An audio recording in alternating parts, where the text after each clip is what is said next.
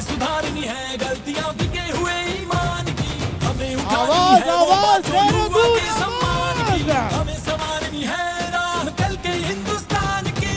बहुत हुआ चलो युवा, हाथ से हाथ जोड़ के जंजीर अन्याय की तोड़ के, झूठ तेरे सब धोखे और नहीं अब चल पाएंगे। कर युवा ख्वाब ये जल जाएंगे, सिंहासन वो हिल जाएंगे।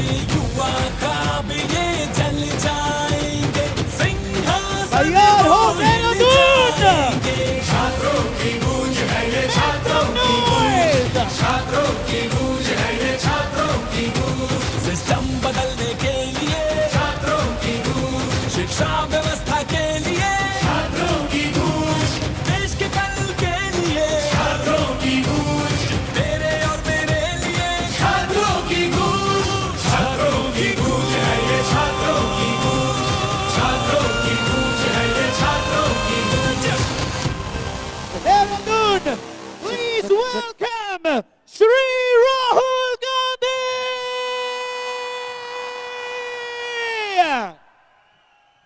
Everybody.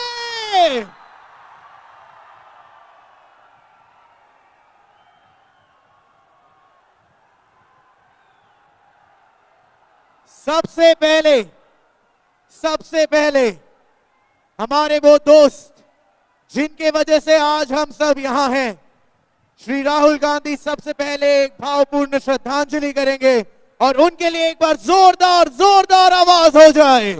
Shri Mehta ji.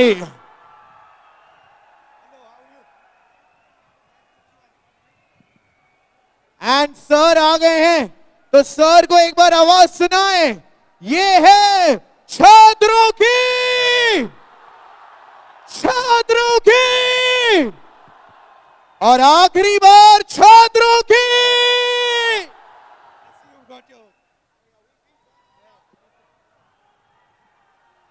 Good evening. Good evening. How is everyone? Good evening. How's everybody? Is it working? Is it working? Okay.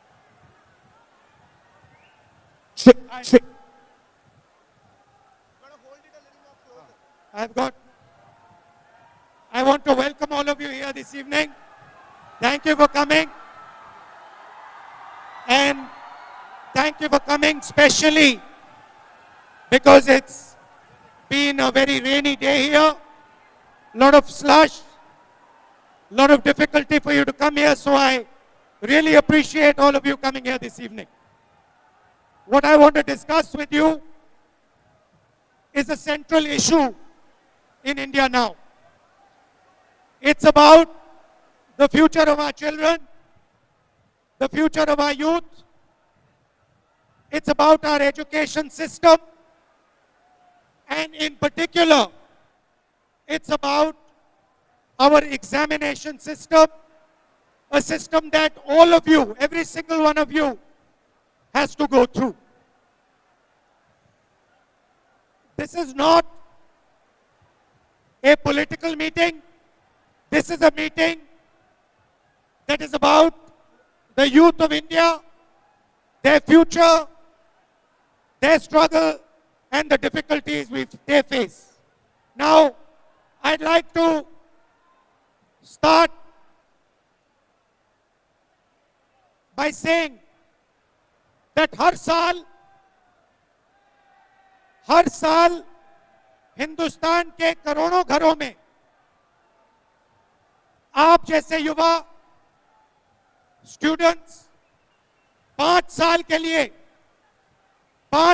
लिए अपनी नॉर्मल लाइफ को छोड़कर एग्जाम की तैयारी करते हो। सही है गलत है?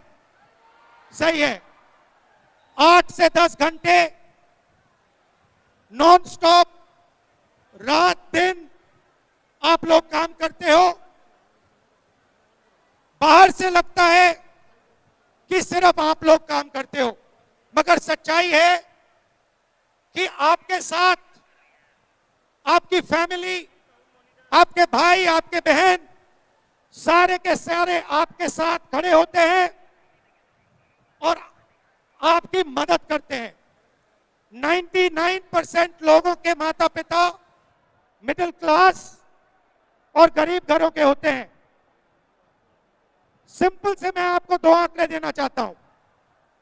पहला आंकड़ा जो मैंने आपको बोला, 8 से 10 घंटे 5 साल के लिए, और दूसरा आंकड़ा 9 लाख रुपए का खर्चा।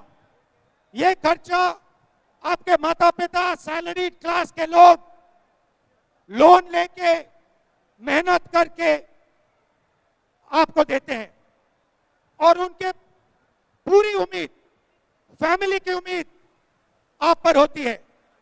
वो चाहते हैं कि आप सक्सेसफुल हो, और सच्चाई है कि ज्यादा से ज्यादा परिवारों में 1 या 2 बच्चे एग्जाम के रूट पे जा सकते हैं। आपके ऐसे भाई बहन होते हैं जो एग्जाम नहीं कर सकते हैं। क्यों? क्योंकि घर में पैसा नहीं होता है। सैलरी क्लास के लिए 5 साल में 9 लाख रुपए बहुत होता है। अगर 2, 3, 4 बच्चों को इस रास्ते पे चलाना हो, उनके पास सिंपली पैसा नहीं होता है। तो इसमें आपकी मेहनत होती है, आपके माता पिता, आपके भाई बहनों का त्याग होता है। इस बात से आप सहमत हैं? अब सवाल उठता है कि हिंदुस्तान में करोड़ों युवाओं को इस रास्ते पे क्यों चलना पड़ता है? और उसका जवाब बहुत सिंपल है।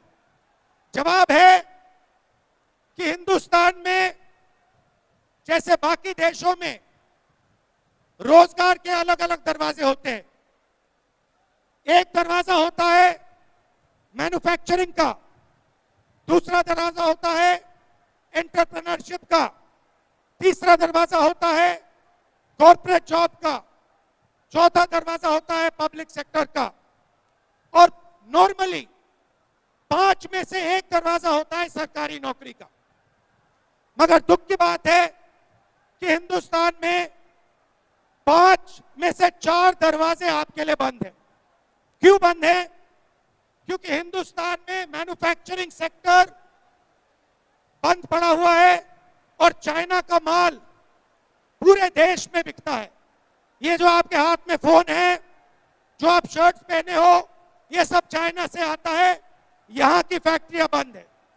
दूसरा दरवाजा एंटरप्रेन्योरशिप का, ये क्यों बंद है? क्योंकि हिंदुस्तान में बैंक का जो पैसा है वो 3, 4, 5 बिजनेस ने कैप्चर कर रखा है।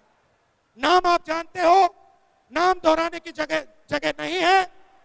मगर अगर आप में से कोई एंटरप्रेन्योर बनना चाहता है, आप में से कोई बैंक लोन चाहता है, आपको बैंक लोन नहीं मिलेगा, इसलिए वो दरवाजा आपके लिए बंद। तीसरा दरवाजा कॉर्पोरेट जॉब जो हुआ करता था, आईटी का जो जॉब था, उस पर एआई ने बहुत जबरदस्त चोट लगाई।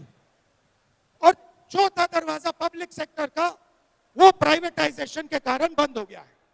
तो करोड़ों युवाओं के लिए ये रास्ता, एक रास्ता सरकारी जॉब वाला, सरकारी नौकरी वाला खुला है, और इसीलिए करोड़ों परिवार अपना पैसा निकालकर, बैंक लोन लेकर, अपना पूरा भरोसा आप पे डालते हैं कि आप इस रास्ते पे अच्छी तरह चल पाओ और सफलता प्राप्त करो।